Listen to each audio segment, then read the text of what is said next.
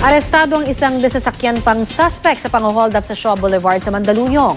Ang suspect nahuli kampa habang nagtatangka umanong tumakas. Balitang hatid ni Emil Sumangil, exclusive. Ang call center agent na biktima unang nakuna ng CCTV camera habang nananakbo patungo sa nakastandby na mobile ng Barangay San Antonio, Pasig City.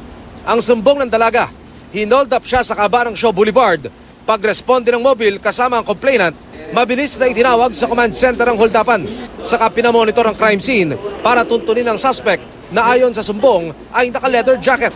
Pagpikit ng CCTV camera sa Escriva Drive, nahagip ang suspect sa madilim na bahagi ng kalsada.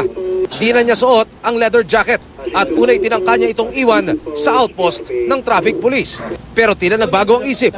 Itinapon niya ang jacket sa bakanting lote, saka naglakad papalayo. Dito na inalarma ng command center sa mga responding mobile patrol ang sitwasyon. Mayroon tayong subject, no, wearing a black shirt and suspected hold-upper to. Pakitawagan na yung mga mobile, Barangay San Antonio, mobile natin, Barangay San Antonio.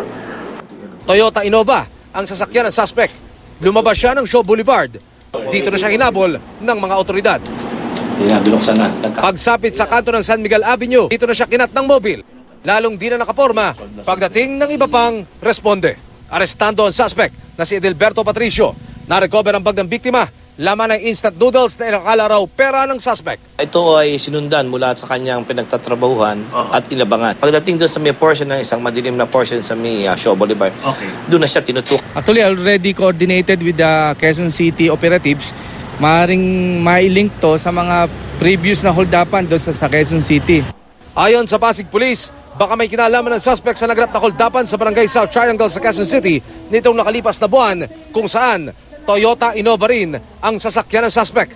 Malaking tulong nila ang CCTV kaya nasolve ang krimen. Sila po ay nag-aral po lahat ng mga profiling, mga galaw ng tao, ano ginagawa nito. Emil Sumangil, GMA News.